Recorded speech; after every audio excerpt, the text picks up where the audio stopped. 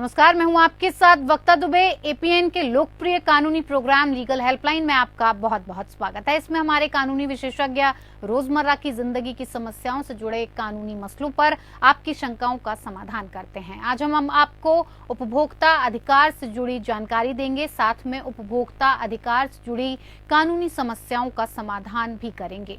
बढ़ते बाजारवाद के चलते आज के दौर में हर कोई उपभोक्ता है। आज उपभोक्ता जमाखोरी, कालाबाजारी, मिलावट, अधिक दाम, कम नापतौल इत्यादि संकटों से घिरा हुआ है। उपभोक्ता क्योंकि संगठित नहीं है, इसीलिए हर जगह ठगा जाता है। अब उपभोक्ताओं के अधिकारों का दायरा बढ़ गया है। उपभोक्ता अधिकारों को नई ऊंचाई देने वाले उपभोक्ता संरक्षण कानून 2019 के प्रावधान 20 जुलाई से प्रभावी हो गया है। ये उपभोक्ता संरक्षण कानून 1986 का स्थान लेगा।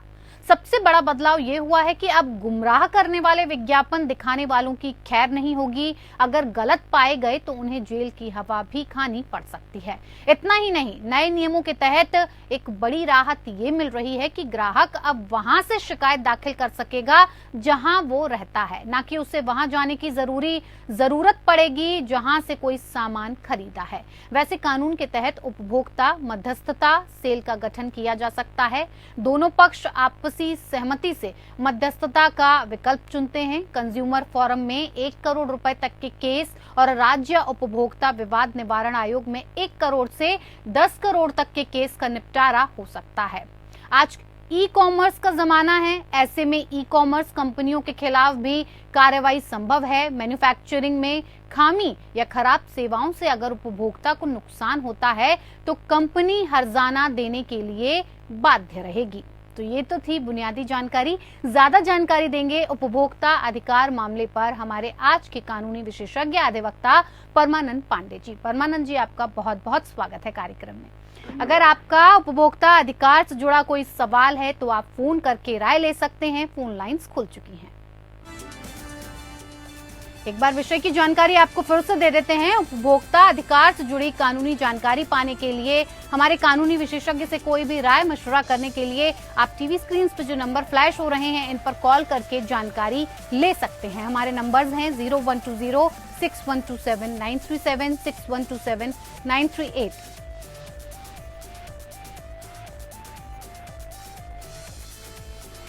तो चलिए कार्यक्रम की शुरुआत करते हैं और हमारे कानूनी विशेषज्ञ परमानंद पांडे जी, सबसे पहले मैं आपसे ये जानना चाहूंगी कि उपभोक्ता कैसे अपनी शिकायत दर्ज कर सकता है, क्या प्रक्रिया है, उपभोक्ता द्वारा शिकायत करने के लिए आवेदन शुल्क कितना लगता है? बहुत अच्छी प्रश्न को आपने किया है मेरे सामने। उपभोक्ता को शिकायत करने के लिए कोई बहुत कठिन प्रक्रिया नहीं अपनानी है जी। उपभोक्ता को शिकायत अगर करना है तो उसे किसी वकील से कोई खास जानकारी नहीं लेने की जरूरत है। अगर चाहे तो ले और नहीं तो खुद चाहे तो उसको शिकायत दर्ज कर सकता है। उपभोक्ता के लिए आपने जैसे बताया 1986 में कानून बना था, लेकिन 33 साल बाद 2019 में उसमें व्यापक परिवर्तन कर दिया गया। इस व्यापक परिवर्तन को 2019 में लागू किया गया और 20 जुलाई 2020 से उसको पूरी तरह से लागू कर दिया गया है। अब वो इम्प्लीमेंटेशन हो चुका होगा। इसके तहत कोई भी व्यक्ति जो किसी सामान में गड़बड़ी को या जो उसके साथ लगता है धोखाधड़ी हुई है या उसका सामान में डिफिशियंसी है, उस चीज को लेकर के वो उपभोक्ता कमीशन के पास, पहले इसका नाम ये बता दें कि पहले डिस्ट्रिक्ट फोरम नाम था, डिस्ट्रिक्ट फोरम से उसका नाम बना के अब डिस्ट्रिक्ट कमीशन कर दिया गया। स्टेट कमीशन पहले भी नाम था, स्टेट कमीशन आज भी नाम है और नेशनल कमीशन तब नाम था और नेशनल कमीशन आज भी नाम है। बस केवल परिवर्तन हुआ है तो डिस्ट्रिक्ट फोरम को करके उन्होंने डिस्ट्रिक्ट कमीशन कर दिया है। ये डिस्ट्रिक्ट कमीशन हर जिले में होता है, देश के हर जिले में डिस्ट्रिक्ट कमीशन होता है जहां उपभोक्ता अपनी शिकायत को लेकर जा सकता है। कहीं भी सामान खरीदता है, अगर वो देखता है कि इस सामान को हमने यहाँ से खरीदा है और ये सामान अप टू द मार्क नहीं है या उसमें बहुत गड़बड़ी है, तो वह एक साधारण सामान्य से प्लेन पेपर पर उसको लिखे, सामान को बताए कि ये चीजें हमको बताया गया था, इस चीज को हमने खरीदा है और इस चीज में ये गड़बड़ी हमको मिली है और हमारे साथ ये लगभग चीटिंग हुई है या हमारे साथ ये ठगी की गई है। पूरी तरह से उसकी जानकारी या हमसे ज्यादा पैसा ले लिया गया है, जितना बताया गया था, जो बताया गया था वो सब गलत चीजें निकली हैं, पूरी चीजें सही नहीं निकली हैं। उसको लेकर के डिस्ट्रिक्ट कमीशन में आप एक कंप्लेंट लगाइए तो पूरी वो उसका आपकी जांच हो जाएगी। परमानंद जी, हमारे साथ एक कॉलर जुड़ी हुई हैं मनदीप कौर पंजाब से। जान लेते हैं कि आखिर इस विषय से जुड़ी हुई उनकी समस्या क्या है। जी मनदीप कौर जी, बताइए, क्या कुछ सवाल का समाधान चाहती हैं आप? सर मैम, एक्चुअली ना मेरी बेटी को मायोपिया है, उसको -2 का चश्मा लगा हुआ है। हाँ मैम, ये मतलब पता करना चाहती हूँ कि इसका ट्रीटमेंट आयुर्वेद में है। इसका ट्रीटमेंट तो किसी आयुर्वेद के डॉक्टर से मैडम आप मनदीप जी पूछिए, क्योंकि इसके बारे में ये कानून से संबंधित जानकारी आप नहीं चाह रही हैं। ये 3 पैथी तो हमारे यहाँ है, मान लीजिए हो आयुर्वेद है, होम्योपैथ है और एलोपैथ है। तो एलोपैथ में तो ज्यादातर आजकल लोग ऑपरेशन करते हैं और इससे जानकारी रखते हैं। तो किसी डॉक्टर से पूछिए कि क्या इसकी जानकारी आयुर्वेद में है या नहीं, होम्योपैथ में है या नहीं, वही इसकी जानकारी दे पाएंगे। ये सवाल जो आप मुझसे पूछ रही हैं, शायद ये इस सवाल का जवाब मैं न दे सकूं। जी मनदीप जी, आपने गलत सवाल किया है, क्योंकि ये लीगल हेल्पलाइन का प्रोग्राम है, यहाँ पर लीगल मुद्दों को डिस्कस किया जाता है। अगर आपको आयुर्वेद से जुड़ी कोई भी जानकारी चाहिए तो आप हमारे प्रोग्राम आयुर्वेदा को देख सकते हैं, उसमें आपको ये सारी जानकारी मिल जाएंगी। परमानंद जी, अगर उपभोक्ता अदालतों में भी केस लंबा खींचा जाता है, ऐसे में नए कानून के तहत केस की जल्द समाधान के क्या प्रावधान होंगे? देखिए, पहले उपभोक्ता अदालतों में वाकई बहुत समय तक समय लिया जाता था जी, लेकिन नए कानून के अंतर्गत 2019 के कानून में अब कोई भी चीज को 3 महीने से ज्यादा आप नहीं लटका जी। अधिकतम सीमा इसकी 5 महीने है। 5 महीने कब है? मान लीजिए किसी चीज पर सेंट्रल एजेंसी को ऐसा लगता है कि इसकी जांच करना जरूरी है और इस चीज में पूरी तरह से सही बात आई है कि नहीं आई है, तो उस चीज को कंज्यूमर कमीशन उस चीज को रेफर करेगा मैटर को, और उसके बाद उसका ओपिनियन लेगा। उसके ओपिनियन लेने में अगर समय बीत जाता है तो भी 5 महीने के भीतर अधिक से अधिक समय में आपको उसका निपटारा कर देना होगा। यूं तो सामान्य तौर पर 3 महीने से अधिक का समय इसके लिए नहीं दिया गया है।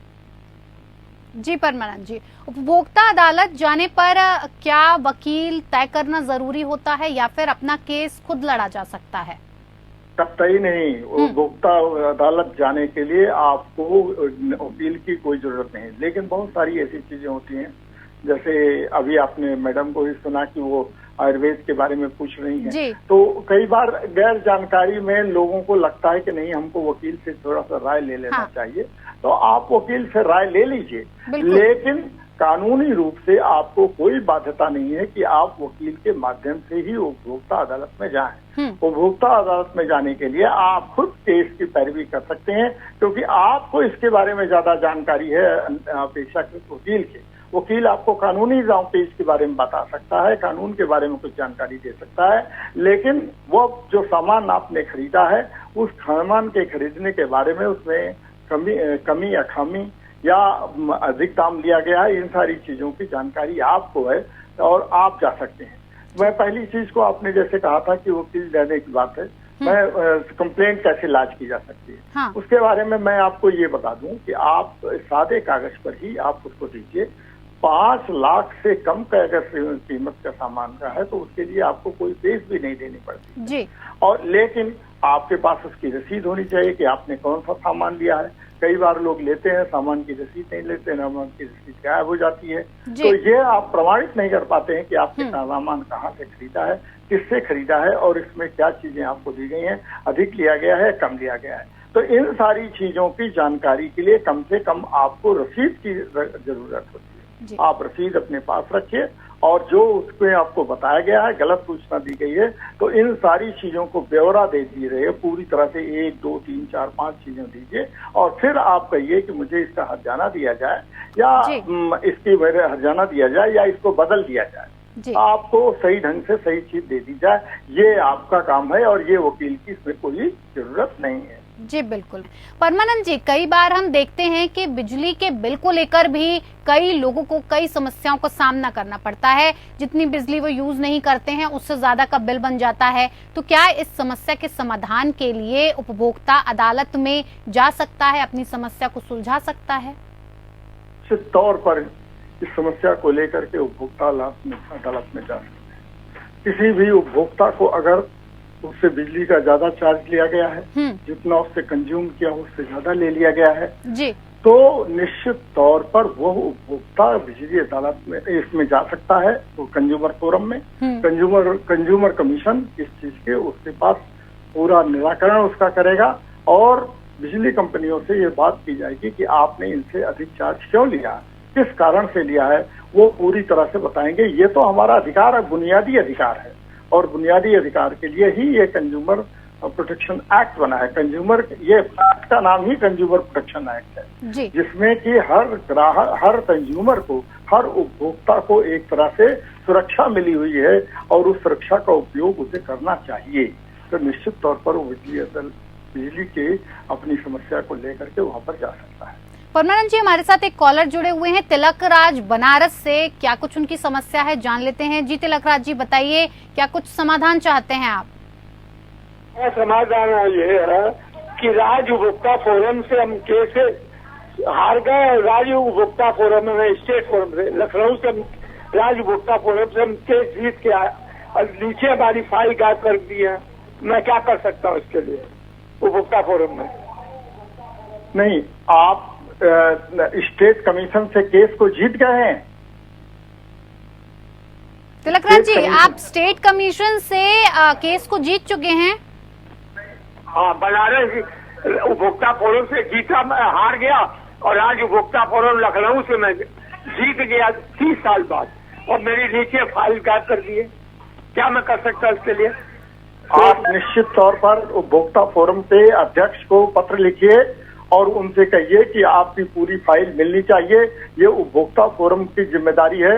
वैसे तो आपके पास एक फाइल होगी, उसी फाइल के आधार पर आपने केस को लड़ा होगा और 20 साल तक की तो खैर अब तो ये 3 महीने के भीतर, अधिक से अधिक 5 महीने के भीतर केस का फैसला हो जाना चाहिए। लेकिन अगर आपके साथ ये ज्यादती हुई है तो ये उपभोक्ता फोरम की गलती है और उसके लिए आप स्टेट कमीशन के प्रेसिडेंट को लिखिए। स्टेट कमीशन के प्रेसिडेंट निश्चित तौर पर आपकी समस्या का समाधान करेंगे और आप अपनी फाइल के आधार पर एक डुप्लीकेट फाइल बनवा सकते हैं और उसका जो फैसला हुआ होगा वो भी आपको मिल जाएगा। एक चीज और आपको बता दें कि आजकल डिजिटल युग शुरू हो गया है और इस डिजिटल मीडिया के युग में हर फैसले जो है वहां पर उस पर आ जाते हैं, रिकॉर्ड पर। हर फैसला जो है रिकॉर्ड पर आ जाता है। तो आपको इस समस्या का समाधान करने में कोई बहुत कठिनाई नहीं होगी। आप उपभोक्ता फोरम के अध्यक्ष को पत्र लिखिए और इससे समस्या का समाधान हो जाएगा। आशा करते हैं तिलक राज जी, आपकी समस्या का उचित समाधान हम आपको दे पाए होंगे। परमानंद जी, नापतौल में कमी होने पर उपभोक्ता क्या कर सकता है? नापतौल, देखिए, ये तो पहले से भी एक कानून है कि वेट एंड मेजर जी, ये कानून है। अगर वेट एंड मेजर में अगर कहीं आपको 5 किलो सामान लेना है और आपको 4.5 किलो ही दे दिया गया जी, या कोई ऐसी चीज नापने की हुई कि उसमें आपने पेट्रोल लिया है, पेट्रोल आपको 5 लीटर मिलना चाहिए, उसमें 4.5 लीटर। अगर ये बात तय हो जाती है और इस यूज पे आते हैं तो तुरंत उस कंपनी से जहां से आपने लिया है या जिस व्यापारी से आपने लिया है उसको आप तुरंत सूचना दीजिए और उसको पास पत्र लिखिए और एक नोटिस दीजिए कि हमारे को ये इस तारीख को इस समय हमसे ये लिया गया और ये इतना नहीं हुआ है, ये इसका नुकसान हुआ है, तो आप इसको हमारी भरपाई करिए।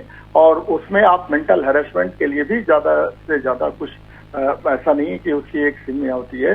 आप हमारा मेंटल हैरेसमेंट हुआ है, हमारी दौड़ धूप हुई है, इसको कंपनसेट करिए, इसका हर्जाना दीजिए, वरना हम कंज्यूमर कमीशन में इस केस को ले जाएंगे और फिर आप इसके लिए जिम्मेदार होंगे। जी, आप देंगे और उसका तुरंत समाधान होगा। जी बिल्कुल। परमानंद जी, उपभोक्ता झूठे और भ्रामक विज्ञापनों के खिलाफ क्या कदम उठा सकता है? क्या ठोस कदम उसके द्वारा उठाया जाना चाहिए?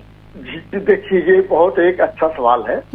ये आपको अगर मालूम होगा तो महात्मा गांधी अपने हरिजन पत्र में कोई भी विज्ञापन नहीं छापते थे जी, वो ये मान के चलते थे कि विज्ञापन अगर दिया गया है तो विज्ञापन में कहीं न कहीं कुछ सच्चाई की कमी होगी, सच्चाई को कहीं न कहीं छिपा लिया गया होगा। लेकिन ये चीज को ध्यान में रखते हुए कि सच्चाई को छिपा लिया जाता है और सच्चाई आपके सामने नहीं आने दी जाती है, इस कारण उपभोक्ता को भ्रमित किया जाता है, बहुत भ्रामक रूप से इस चीज को प्रचारित किया जाता है।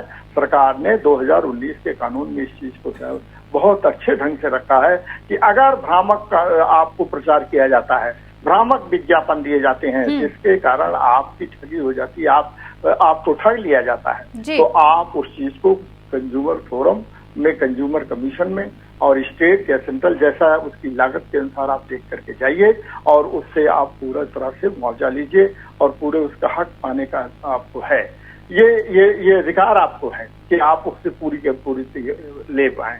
और एक चीज और भी है इसमें कि अगर इसमें देख लीजिए कि पहले समय तक इसमें पेनल्टी जो रखी गई है 10 लाख रुपए तक रखी और सजा भी रखी गई है। और सजा का ये सजा अगर कोई रिपीट करता है इस ढंग से विज्ञापन बढ़ाता, बार बार उसमें सुधार नहीं करता है, तो पेनल्टी इसमें आपको 50 लाख रुपए तक देनी पड़ सकती है और सजा 5 साल तक की हो सकती है। तो इतना कड़ा प्रावधान है कि भ्रामक प्रचार करने पर, भ्रामक विज्ञापन देने पर, तो अगर उपभोक्ता अगर लगता है कि वो चीट किया गया है तो वह आपको किसी व्यक्ति को, जो ट्रेडर है या किसी व्यक्ति को, वो कोर्ट में ले जा सकता है, उपभोक्ता कोर्ट में, कंज्यूमर कोर्ट में ले जा करके उनके खिलाफ कार्रवाई कर सकता है और पूरी तरह से उसका हर्जाना दे सकता है और दंडित देकर आ सकता है। जी परमानंद जी, अगर ऑनलाइन खरीदारी में गलत उत्पाद मिलता है तो क्या कार्रवाई की जा सकती है? क्या उसके लिए कोई मुआवजा भी मिल सकता है? जी, उसके लिए मुआवजा भी मिल सकता है और उसको चेंज भी करना पड़ेगा, एक्सचेंज। देखिए, अनलॉफुल प्रैक्टिस होती है कई बार। अगर आप ये कह देते हैं कि नहीं, बिका हुआ सामान वापस नहीं होगा, क्यों नहीं वापस होगा? अगर किसी ने लिख दिया है तो ये कानून के खिलाफ है, बिका हुआ सामान क्यों नहीं वापस होगा? अगर वो गलत है तो हमको देना पड़ेगा, आपको उसको वापस करना पड़ेगा। अगर आप ये कह देते हैं कि नहीं, हम पैसे का आपके एक बार ये एक्सचेंज नहीं होगा, ये सामान मान लीजिए हमने खरीदा है और आप कहते हैं एक्सचेंज नहीं होगा, तो यह कानून का पूरी तरह से उल्लंघन है। जो दुकानदार इस ढंग से लिखते हैं उनके खिलाफ उपभोक्ता को ये कानून में हक है कि वो उनके खिलाफ शिकायत दर्ज करें। अगर ऐसा किया जाता है कि ऑनलाइन, आजकल ऑनलाइन बिजनेस हुआ है और 2019 के कानून में तो आप शिकायत भी ऑनलाइन दर्ज करा सकते हैं और सुनवाई भी हो सकती है, वर्चुअल हियरिंग होती है, आपको वहां जाने की जरूरत भी नहीं होती है। तो निश्चित तौर पर अगर कोई भी आपको मैन्युफैक्चरर या ट्रेडर आपके साथ धोखाधड़ी करता है और ऑनलाइन सामान भेजने के बाद अगर उसमें सब स्टैंडर्ड सामान भेजता है और आप उसको देखते हैं कि इस ढंग से है, तो उसकी कंप्लेंट सीधे कराइए। लेकिन उससे पहले आप उसको ये जरूर बता दीजिए कि आप इस सब स्टैंडर्ड सामान को वापस लीजिए, अगर वापस नहीं लेंगे तो हम आपके खिलाफ कार्रवाई करेंगे। निश्चित तौर पर उसका आपको समाधान मिलेगा। कंज्यूमर कमीशन से आपको निश्चित तौर पर इसकी समस्या का समाधान हो जाएगा। परमानंद जी, बहुत बहुत धन्यवाद हमारे साथ जुड़ने के लिए और तमाम जानकारी हमें देने के लिए। तो फिलहाल लीगल हेल्पलाइन में मेरे साथ इतना ही, मुझे दीजिए इजाजत, नमस्कार।